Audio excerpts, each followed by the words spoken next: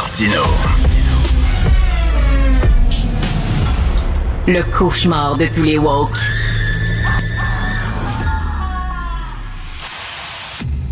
Le ministre de l'Éducation, Bernard Drinville, est en beau fusil contre les syndicats qui ne sont pas assez positifs. On l'écoute, il disait ça en entrevue. Un des 4 messages, 3 capsules plus la campagne publicitaire à la TV, qui est plus controversé.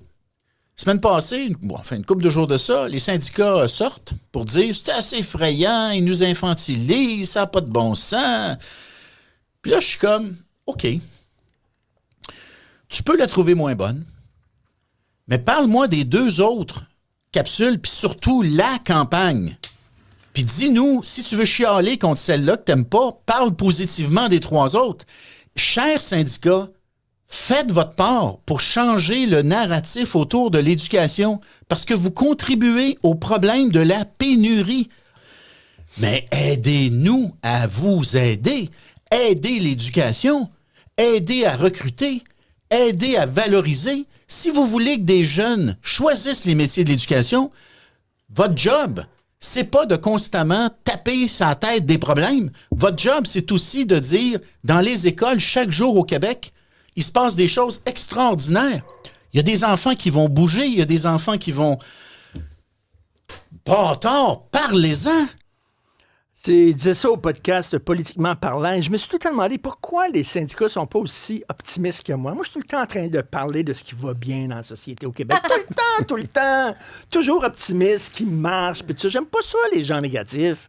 Pourquoi ils sont pas comme ça, les syndicats? On va en parler avec le très sympathique président de la Centrale des syndicats du Québec, aussi animateur de son propre balado, Éric Gingras. Éric Gingras, bonjour. M. Martineau, bonjour. Bonjour. Vous êtes trop négatif.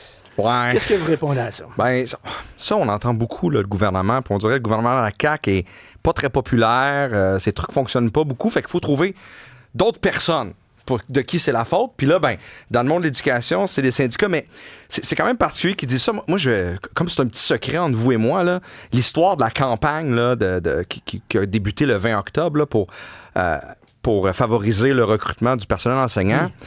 En juin, on avait été informé que ça pouvait se passer, puis on les a rencontrés, le parti du gouvernement, puis on leur a dit, écoutez, si vous voulez, on pourrait travailler ensemble sur le contenu pour qu'on puisse être d'accord, tu sais, quand ça va sortir. Fait que là, ils nous ont écoutés, mais on n'a jamais entendu parler. Vous n'avez pas travaillé, j'espère, sans capsule niaiseuse. Mais non, c'est ça, on n'a pas réentendu parler. Et là, un vendredi après-midi, on nous dit, ça va sortir lundi, on voudrait vous le présenter pour savoir qu'est-ce que vous allez en penser. On les a écoutés. C'est pas moi qui ai fait ça, c'est mes collègues de la FSE, la Fédération des syndicats de l'enseignement, dont le nouveau président Richard Bergevin. Il dit, c'est bien, quand même, la pub à la télé avec les jeunes là, qui lèvent le bureau du pupitre, puis là, après ça devient des adultes et tout. Très le fun, beau flash, c'est bien. Mais il y a une capsule, là, hein, la fameuse capsule un peu... infantilisante. Et aussi... des aspects qui sont pas vrais, c'est-à-dire, hey, c'est le fun, je peux faire mes journées pédagogiques en télétravail.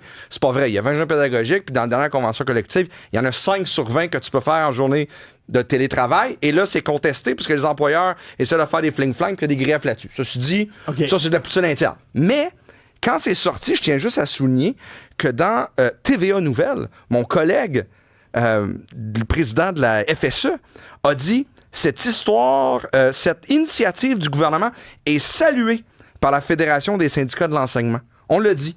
C'est plus tard, lorsqu'ils ont sorti la nouvelle capsule infantilisante un peu, que là, les membres ont appelé. Que c'est ça? C'est quoi ça? Ça n'a bien pas de bon sens. Et là, après ça, il y a une sortie syndicale. Alors, j'aime ça quand même refaire la genèse de cette histoire-là. Mais c'est vrai qu'on chiale. C'est vrai qu'il y a des affaires qui vont pas bien. Puis on les dit. Mais là, je viens de le dire. Quand ça va bien, on le dit. Quand il est sorti qui ont de l'allure, on le dit. Mais un syndicat, c'est pas le cheerleader du gouvernement. Là. Vous n'avez pas les pom-poms. Vous avez le très bon mot et nous ne le serons jamais. Je ne serai jamais un cheerleader. Non, mais s'il fait des bonnes choses, on va le dire. À un moment donné, l'année dernière, je pense que l'année dernière, les choses vont tellement vite. Puis il y a eu une négo dont on n'a presque pas parlé. Mais il y a eu des annonces pour l'investissement en formation professionnelle. communiqué qui sort de la CSQ, on salue les investissements professionnels. Ça fait trop longtemps qu'on s'en occupait pas. Cette année, à la rentrée, on fait toujours une rentrée en éducation avec mes collègues des fédérations et je disais qu'on a l'opportunité, avec la dernière négociation, d'avoir un souffle d'espoir. On avait une impulsion intéressante. C'est moi qui disais ça, là. Impulsion intéressante. Bon, est-ce que j'ai dit, hey, c'est la plus belle chose qui vient d'arriver, tout va bien maintenant, Madame la Marquise, dans le monde de l'éducation? Ben non, il y a encore beaucoup de choses à faire, les conditions sont pas faciles, mais on va le dire, ben oui, on va le dire. Ben, les syndicats puis les journalistes, on est un peu pareils. C'est-à-dire que c'est bien rare qu'on voit sa première page d'un journal, il y a un avion qui s'est posé sans aucun problème à l'aéroport Trudeau aujourd'hui. C'est certain. Il y en a plein. Une nouvelle, c'est un avion qui s'écrase. Oui, puis on va se le dire. Un avion qui s'écrase pas, c'est pas une nouvelle. Un syndicat aussi, vous êtes là pour améliorer les conditions, améliorer les choses. C'est certain que vous avez tendance à plus voir ce qui marche pas. Ben, c'est parce qu'on se le fait dire. Et écoutez, les appels qu'on reçoit, les appels que les syndicats reçoivent dans leur milieu, c'est parce que ça va pas bien. C'est rare qu'un beau mardi après-midi, il y a un prof, personnel de soutien, un professionnel qui appelle puis qui dit « Hey, je voulais juste vous dire au syndicat, tout va très bien dans mon école. » Donc, les gens appellent, j'ai une très belle journée, l'initiative prise fonctionne.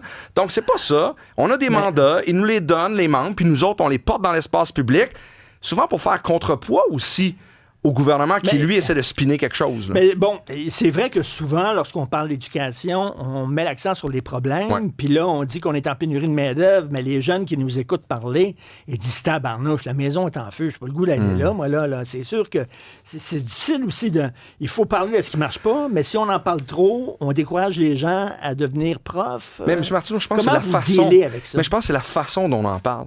Si, à chaque fois qu'il se passe quelque chose, on déchire notre chemise, je pense que ça, c'est pas positif. Mais c'est même pas positif pour les membres que je représente. Le but, c'est d'améliorer les choses. Le but, c'est pas de montrer qu'on s'en occupe. Ça, on le laisse sans d'autres. Le but, c'est de faire une différence et de changer les choses. Alors, je pense qu'il faut avoir le bon ton, expliquer. En tout cas, c'est ce qu'on fait à la CSQ, c'est ce qu'on fait dans nos fédérations. Et le but, c'est de proposer des choses. Alors, là-dessus, c'est ça que je suis souvent en désaccord avec M. le ministre. C'est qu'il nous propose quelque chose, on dit, c'est pas une bonne idée, mais voici ce qu'on te propose à la place. Comme là, je vais donner un exemple. C'est pas vous qui êtes ministre de l'Éducation, là. Non, mais souvent, les bonnes idées, ils viennent de la base. Ils viennent du personnel. Le personnel qu'on représente, les profs, personnel de soutien, les professeurs ont des bonnes idées. Alors, quand vient le temps de parler de ça, là, pour promouvoir là, que des jeunes viennent en éducation, bien, ce qu'on avait dit, c'est que la première chose, il y a une meilleure condition de travail. On a fait une négo, puis on a dit, on commence à améliorer les choses. Mais là, regardez ce qui se passe présentement. Il commence à y avoir des coupures dans les milieux. Là, ça a commencé à être annoncé, là. Gel d'embauche en milieu d'éducation, tout ça. Là, qu'est-ce qu'on va nous dire? On va dire qu'on chiale à cause du gel d'embauche. On commençait à dire qu'on sortait la tête de l'eau. Et là, ce qu'on nous dit, c'est « Ah ouais, mais attention, déficit, faut procéder à des gels d'embauche. » On coupe partout, là. Bon, on coupe partout, ou du moins, bien sûr, c'est pas ce qu'ils disent. Mais ce qu'ils disent, c'est que ça touchera pas le service aux élèves. Ça, là, écoute, on a déjà joué dans ce film-là. Ça, c'est comme le dentiste qui dit « ça te fera pas mal ». Ah, et comme le ministre Létao qui a fallu qu'il s'excuse après, hein. Puis le dentiste qui... Effectivement, mais c'est comme tout ça. Donc, pour cette raison-là, je pense qu'on a besoin d'expliquer les choses, mais de rappeler quand même que c'est intéressant, puis c'est le fun dans nos milieux, être capable de prendre un jeune comme ça, l'éduquer de la première, de la 6e année, au secondaire. La preuve, c'est qu'on a des dizaines de milliers de membres qui font ça au quotidien. Ils aiment leur travail. Est-ce qu'ils aimeraient ça l'améliorer? Bien sûr. Mais c'est vrai que c'est la nature de la bête d'un syndicat comme d'un journaliste de mettre le doigt sur le bobo. En même temps, ça peut être contre-productif parce que vous découragez les gens. Est-ce que ça vous arrive dans une centrale syndicale, par exemple, de dire il y a une initiative dans une école, les professeurs ont décidé de faire ça, puis ça fonctionne bien, puis ça devrait peut-être être repris dans d'autres écoles au Québec, puis tout ça, puis de mettre l'accent sur le côté positif, là. Ben oui. Puis d'arriver à dire au gouvernement, regardez, là, c'est parce que nous autres, on a vu, là, dans telle école, il y avait un problème, les profs se sont arrangés, ça s'est bien passé, vous devriez peut-être là, essayer d'implanter ça dans d'autres écoles au Québec. Absolument. Ça vous arrive-tu, ça? Absolument. Souvent, ce qu'on fait, c'est justement, on prend à la base ce qui se fait, dans différents sujets, que ce soit de façon pédagogique, que ce soit en lien avec, par exemple, les problèmes de violence qu'on a. Souvent, il y a des initiatives qui se font dans certains milieux, puis on essaie de les faire percoler dans d'autres milieux, de les amener au gouvernement et de les faire évoluer. On fait même des campagnes. Les collègues profs là, de la FSE ont une campagne où on veut la profession prof être en mesure de la rendre publiquement, savoir ce qui se fait. Puis on fait toutes sortes d'initiatives. Donc oui, on le fait. En même temps, vous l'avez dit. Puis je lance pas de pierre à personne. C'est rare qu'on est couvert médiatiquement pour quelque chose comme ça. Puis c'est correct. Mais de nous dire après ça qu'un ministre nous dise qu'on le fait pas, ça, c'est fort de café. Après ça, c'est correct si publiquement, on parle de nous davantage quand il se passe une négo compliquée ou que les choses vont moins bien ou qu'on veut commenter une mauvaise décision du gouvernement. C'est sûr, ça fait partie de ça. Je fais une parenthèse pour le journalisme. À un moment donné, aux États-Unis, il y avait la mode du journalisme positif.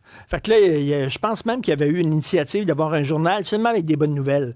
Les gens l'achetaient pas. Ben non. les gens, tu sais, c'est pas ça qu'ils veulent. Ben, surtout aussi, c'est qu'on veut savoir ce qui se passe réellement. Puis il y a ce bout-là, là. Tu sais, tantôt, on a parlé de cheerleader. La population, les parents, les citoyens veulent savoir ce qui se passe réellement dans le monde de l'éducation. Oui, je comprends qu'on veut amener du monde, mais la meilleure façon d'amener du monde, c'est ça va mieux. Vous faites un podcast, vous animez un balado. Oui, prendre les devants. Bernard Drinville est allé? Oui. Ça s'est passé comment? Ça a très bien été. Je l'ai remercié de se prêter à l'exercice. Président de centrale, chef de centrale syndicale, un ministre, avoir un échange près d'1 heure où on a échangé, fait valoir notre point de vue sur différentes choses, fait valoir le sien. Ça a très bien été. Mais on n'est pas d'accord sur bien des affaires. Y a-t-il des initiatives au gouvernement? Là, je vais passer quasiment pour un gars de gauche. C'est pas bon pour ma réputation. Ça, depuis tantôt, vous comparez journaliste, mais moi, je pense que vous pourriez quasiment être un chef syndical. Là. C'est ce que j'ai compris. Ça existe-tu, ça? Parce que vous, vos membres sont sur le terrain. Ouais. Ils sont profs, là. Puis, y a-tu des rencontres, des fois, je sais pas, une fois par année, une fois aux 2 ans, où des gens du syndicat, des gens du gouvernement, ils sont rien autour de la table, pas parce qu'il y a un conflit, pas pour essayer de régler une grève, juste pour dire, regardez, au Québec, il y a un problème, là, par exemple, de violence. Il y a un problème, là.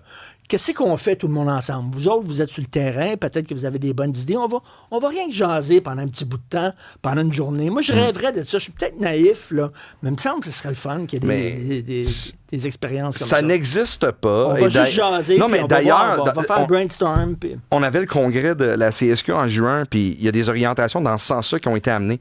Parce qu'on aimerait ça être capable, puis là, je vais le dire, là, les centrales syndicales, les organisations syndicales, mais les patrons, les fédérations de centres de services, le gouvernement, les directeurs d'école, puis on s'assoit, là, puis là, on dit, voici un problème. Bon. Comment est-ce qu'on peut... Puis, savez-vous quoi? Mais on est trop idéaliste. Non. Puis ma solution, probablement, qu'elle sera pas toujours prise ou ça sera pas toujours exactement la mienne. Mais si on est capable de travailler... Puis moi, je le dis, centrale syndicale, on n'a pas toutes les solutions. Mais si je propose la mienne, puis qu'elle est travaillée par le gouvernement un peu, puis qu'elle est travaillée par l'employeur, puis ça nous donne quelque chose, une voie de passage, puis tout le monde embarque. Imaginez le travail qu'on peut faire avec le système d'éducation au Québec si on met tout le monde dans une salle, une réflexion, puis être capable d'avancer là-dessus et résorber ce qui va pas bien. J'ai une amie qui travaille dans un syndicat d'infirmières, puis quand ils ont construit le CHUM, elle dit, ils nous ont pas, les nouveaux-nés, là, tout ça, ils nous ont pas consulté pour la grosseur des lavabos. Fait que, elle dit, les lavabos étaient trop petits. Parce qu'ils n'ont pas pensé, là, ils n'ont pas parlé aux gens, aux infirmières qui accouchent à tous les jours, font des accouchements à tous les jours, en disant, ben là, peut-être les lavabos devraient être plus gros parce que les bébés sont plus gros qu'avant, puis tout ça. T'sais, elle dit, qu'est-ce que ça aurait été, ça, de venir nous voir, puis de dire de quoi vous avez besoin. Puis c'est ça qui manque, de discuter, puis pas tout le temps être dans la confrontation d'un banc comme de l'autre. Exactement. Il faut créer des endroits pour le faire. Aller là, être de bonne foi, y aller, échanger, en sachant que c'est pas toujours ta solution qui va être choisie. On a construit beaucoup d'écoles dans les dernières années. C'est sûr que là, ça va beaucoup mieux, mais quand on a commencé le boom de construction des écoles, moi, j'ai des collègues concierges, parce qu'on représente aussi le personnel de soutien, qui m'ont dit comment les premiers plans d'école n'avaient aucun bon sens, parce qu'ils ne mettaient pas d'eau au deuxième. Fait que le concierge, lui, il fallait qu'il lave, il fallait toujours qu'il descende. C'est ridicule, là, comme ça. C'est quelque chose de simple, là. Mais on s'entend que le concierge, ça aurait été plus simple, laver les tableaux, faire le ménage, il avait mis de l'eau en haut. Ça a été résorbé après, bien sûr. On a ajusté les plans d'architecte et tout. Mais dès le départ, on voit comment l'apport du personnel... Puis c'est un peu ça qu'on fait. Seriez-vous capable de faire ça, de discuter comme... N'importe quand, M. Chef de centrale syndicale, oui. N'importe quand. Parce que l'idée qu'on a, c'est que vous êtes tout le temps au bout de votre chaîne. Là. Pas vous personnellement, Tous les chefs syndicaux qu'on les voit, là, ils sont tout le temps... Oui, mais je pense qu'on a démontré au cours... Moi, je commence mon 2e mandat. La CSQ, les membres qu'on présente, les profs, comme j'ai dit, du personnel de soutien et du personnel professionnel, on a démontré qu'on est des gens qui veulent trouver des solutions. On en a. Puis des fois, savez-vous quoi? On les a pas, les solutions, mais on est prêt à écouter quelqu'un d'autre, discuter, puis que ça soit un boss, que ça soit le gouvernement, puis dire « Ah, elle est peut-être bonne celle-là, mais on peut-être consulter avant. » On peut-être consulter avant. Mais en terminant, quand vous voyez quelque chose de bien dans une école, là, puis vous trouvez ça, avez-vous les outils, êtes-vous capable de faire la promotion de cette affaire-là en haut, de remonter en haut au gouvernement en disant « Regardez, là, y a-tu un canal d'ouvert, là? Y a-tu un canal d'ouvert avec le ministre en disant « Hey, Bernard, il se passe de quoi, là? Je comprends qu'il est bien occupé, là. Puis vous êtes bien occupé aussi, là. Mais tu sais, il se passe quelque chose. Il y a vraiment, là, il y a une école, c'est incroyable. Faut vous parler de ça. Bien, c'est sûr qu'on veut le faire davantage. C'est difficile, hein? Souvent, ils sont occupés, puis des fois, les appels sont pas retournés. Je dois quand même vous dire qu'avec M. Drainville, on est quand même capable d'avoir de bonnes discussions, des canaux ouverts. Mais le problème, c'est qu'il y a beaucoup de problèmes, là. Ouais. Puis je peux bien parler de ce qui va bien dans une école, mais quand on sait que mes collègues de soutien, mes collègues professionnels, ils se font couper présentement, là, aujourd'hui, ben souvent, je vais m'occuper de ça avant. Puis après ça, l'initiative, ben oui, on essaie de la faire percoler, comme je l'ai dit, on a des réseaux pour le faire. Mais bon, je pense qu'on peut avoir l'équilibre, mais si on assoit tout le monde, on va être capable de trouver plus de solutions. Pouvez-vous parler aux parents à la maison, puis dire qu'ils élèvent leurs enfants à un moment donné, là, parce qu'il y a des enfants qui arrivent à l'école, sont mal élevés, vraiment, là. Mais moi, je ne le dirais pas comme ça. OK, mais moi, je vous donne le micro. Mais moi, je dirais que faut que tout le monde joue sa part. Tout le monde a son rôle à jouer, et malheureusement, des fois, la maison essaie d'en mettre un peu plus dans la cour de l'école, et quand les choses vont pas, ben l'école a tort. Donc ça, on a un petit problème à ce moment-là. Ça, c'est bien dit. Vous devriez avoir un podcast. Alors, Éric Gingras, président de la Centrale des syndicats du Québec. Toujours un plaisir de vous recevoir. Salut. Merci.